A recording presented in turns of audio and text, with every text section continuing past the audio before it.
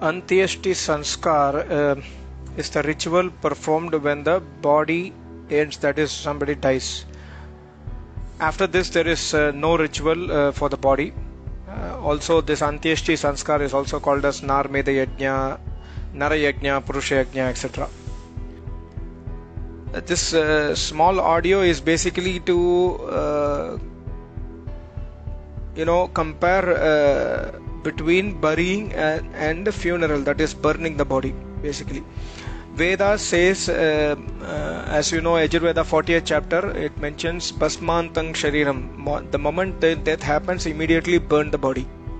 Do the last funeral rites and burn the body. And the full procedure of burning the body is also mentioned in the book called Sanskara Vidhi, written by Maharishi Dhanand Saraswati. I will tell you in gist. Basically, the body has to be burnt.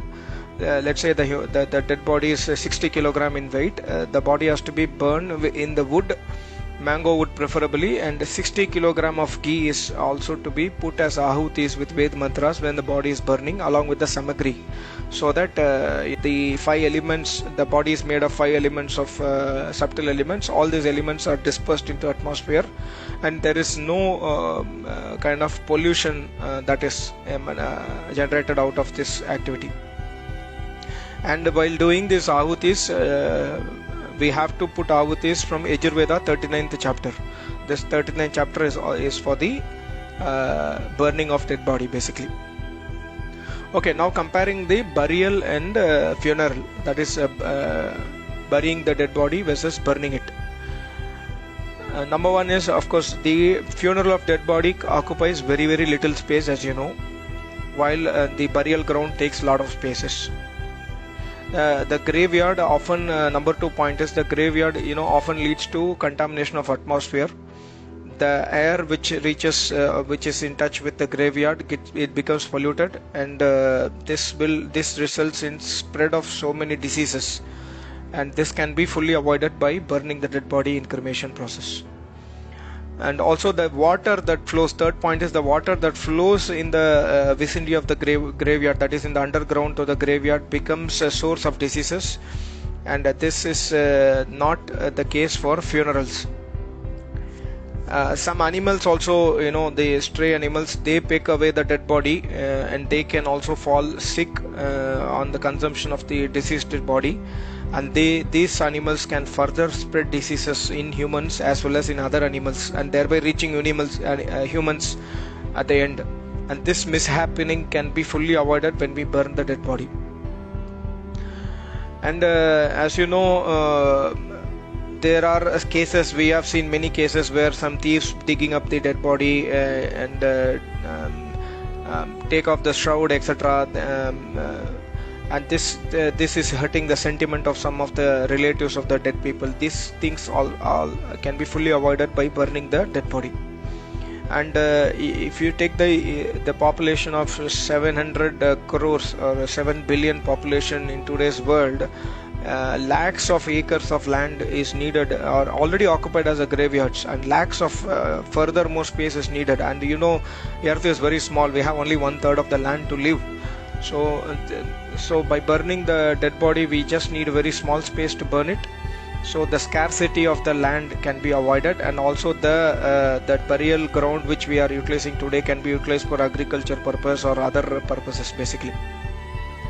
And of course there is also a habit of building shrines or the dead body on the graveyard, and people start worshipping the dead bodies, etc., which is all considered as hypocrisy by Almighty God in Vedas, and this is strictly prohibited by Almighty God. So this can be fully avoided once the dead body is burnt.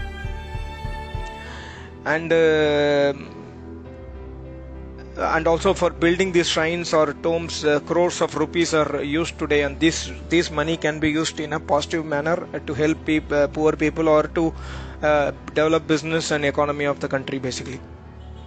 And also many you have heard, I have heard at least for sure, you would have heard that there are people who does bad unethical practices with a dead body, and after burying it underground, they dig it out and then do some unethical practices with the body, and these things can be avoided by burning the body. And also, the graveyard today is a home, is a host for many illegal activities.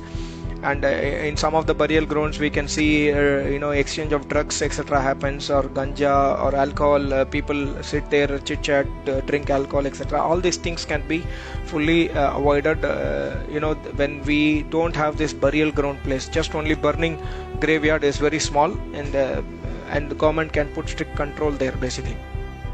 Also, so from the point of view of healthcare, to avoid diseases, from scarcity of land, for the saving of money, and also righteous behavior of the people, it is very much appropriate and it is logical to burn the dead body instead of opting for burial.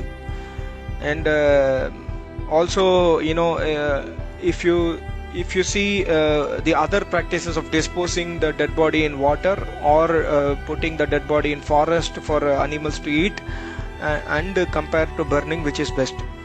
Okay, if you put in water, the let's say dead body is thrown in the sea, the one thing is for sure, the dead body is fully consumed, the flesh is fully eaten out by the animals in the water. But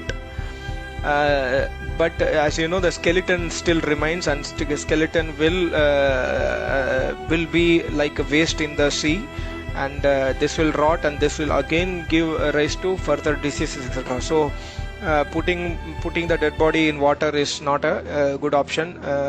And if you put the dead body in the water which is flowing river, then it is further more dangerous of diseases etc. from the environment point of view.